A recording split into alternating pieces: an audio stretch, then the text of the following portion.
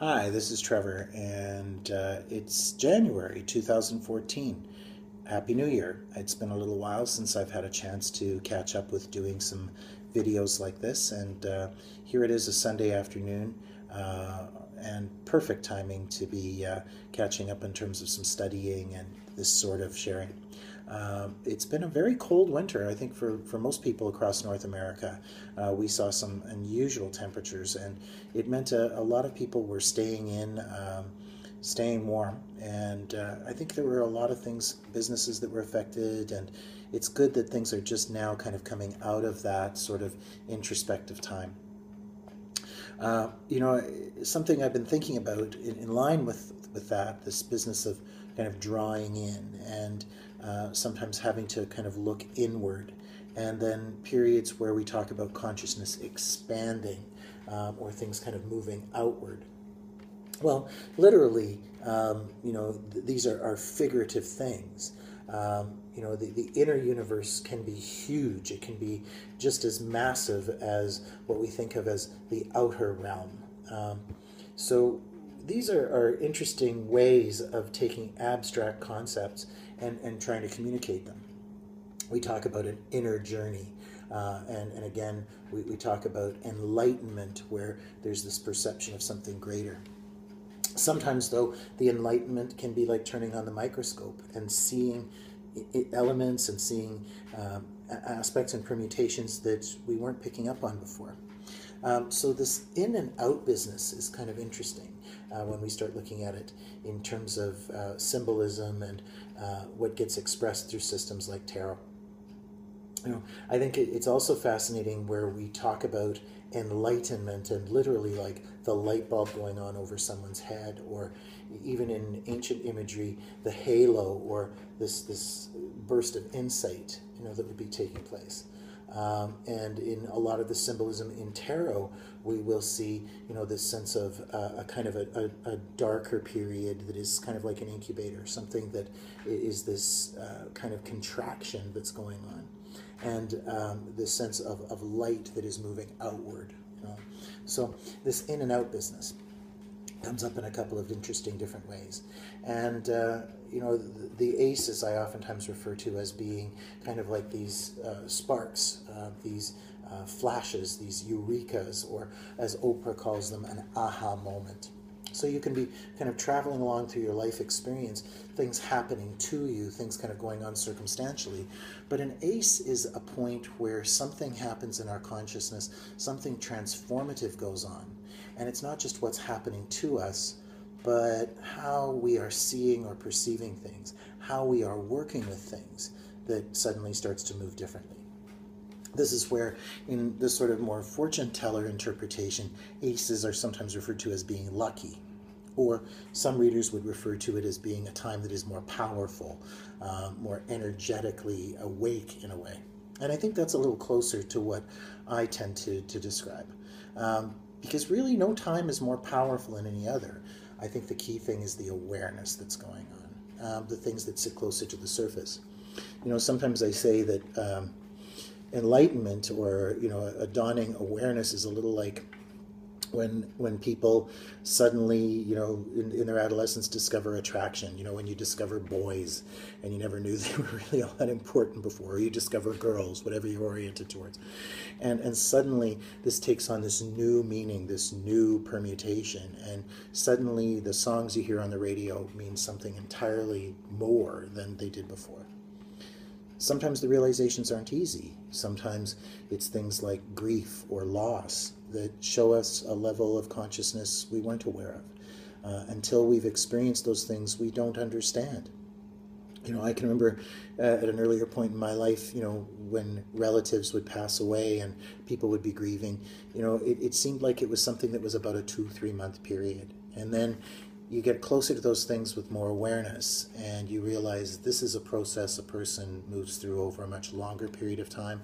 Some people would say we're never really finished with that work, but it comes to sit in a different place. There are different seasons that we travel through. And of course, in systems like tarot, where we see these symbols playing out in different ways and for different people, I think part of the reassurance is that we're not alone, that other people have been moving through these things as well. That's part of the comfort we find in art and in music, whether it's country western, Tear in My Beer, or Rachmaninoff playing a piece of music where you can hear that heartbreak. It's that sense of being able to relate, that sense of others feel this too, or others have been down this road. So that's where we gain that sense of reassurance. Everyone's experience is indeed unique, but there is a common ground that we all share. So in tarot symbolism, I was mentioning the aces can be that spark, that kind of eureka. But there's other places in the deck where we see these references to a kind of expanding and contracting awareness. And I think one of the fascinating areas that I've encountered in terms of that is in the card, the Wheel of Fortune. Now, this is not about a game show where you buy a vowel. Actually, this symbolism is much, much more ancient than Vanna and Pat Sajak. This is a symbol that relates to many people. It has to do with luck, the idea that when you're down, the only way to go is up. And you may be on top of the wheel one moment, but the wheel turns, and there's going to be a point where there's that fall. So a lot of people will initially at first look at the Wheel of Fortune as that reference to luck. But there's something much more going on in the card when we look at it very, very closely. And again, I'm working with the Rider-Waite tarot deck here, probably the most popular, or one of the most popular tarot decks in existence, and a deck that more artists have based their interpretations on than any other. Now, I'm not saying it's the best deck in the world. I'm also going to very freely admit that it's not the most artistically pleasing. But I am going to say that as far as I'm concerned, Pamela Coleman Smith, the artist who illustrated this deck, and there's the important word, was probably the most gifted illustrator to ever work with tarot and to really make an important mark. There's a difference between illustrative work and something that is artistically evocative, and they all have their value, right? But really, like illustrating a story, giving us, the right inflections where we're able to kind of put things together. That's part of what goes on, I think, when you work with a good deck, a deck that is congruent, a deck that is making sense. There's lots of different decks out there, and I encourage people, go to Eclectic Tarot. It's AECLECTIC Tarot. A link to it is on my website, and it's probably one of the best tarot sites that you can find. And it shows you many, many, many different artist interpretations. There's, tarot for people who like dragons. There's steampunk tarot. There's this tarot. There's that tarot. And all of those things can be very evocative. But again, when we're studying tarot like a language, we need it to be clear, we need it to make sense, and there needs to be a relationship between the symbols. And we see that very, very strongly in the Rider Tarot deck. So again, there's a reason for everything on this card. Now, notice around the edge of the card, we've got a serpent, we've got a sphinx, we've got this Anubis-like character, and that could be Set. But these are sort of scary figures that are right around the edge of the wheel. But then when we look further, we see a lion that is winged, an ox, there's an angel, and then there's this eagle, right? And they all have their books open. It's all rather like they're learning. So there's a reason for everything on the card. Now, look again at another card that is very similar, and it is the Wheel of Fortune, right? And here we see an eagle. We see a human head, rather like the angel again. We see the ox, and we see the lion. But it's just their heads, and they're kind of merging into the clouds, and they've been able to put the books away, right? And in both the wheel and in the world, we have something that is spinning, right? But in the wheel, it's two-dimensional. It's a wheel, right? And in the world card, it's a sphere, right? So what do they have in common? Well, one of the things that they often suggest, and I do this, and it was suggested to me, and I continue to do this, is that you kind of give yourself time to meditate and visualize with the cards. You actually sort of sit with it, and you kind of put yourself in the picture, and you kind of go, what's going on? And you visualize the movement.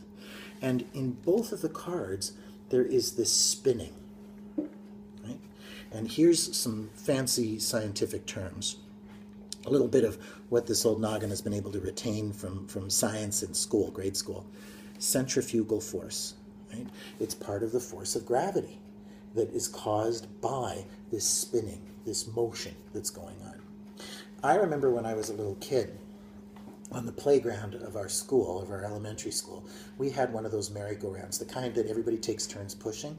Well, they've gotten rid of them because they were a lot of fun, but every year somebody get their head cracked open, and they were kind of dangerous. But again, you had all these kids pushing on this merry-go-round, right? And we'd get it going so fast that sometimes you'd be hanging on to the metal bars, and your feet were literally almost lifting off the ground. And if you let go, you'd go flying off. Right? It was your turn to sit in the very center of the wheel, right? You didn't go flying off. You just got dizzy, and you might have thrown up your lunch. But you were centered. So if you were centered, you didn't go flying off. So here's something interesting in the Wheel of Fortune. Right? We've got this generator that's going on. And what's causing that generation? What's causing that movement of the wheel? Well, it's kind of a friction between fear, these sort of scary figures that would maybe kind of, cause the wheel to slow down, and the greater thrust of the learning. The beautiful idea that we are part of a creator's experience that is expanding and learning and moving outward, and that creative force is participating through everything we're doing. Right? So that's part of what causes that force to kind of expand, for us to be kind of seeking outward. But sometimes we're not ready.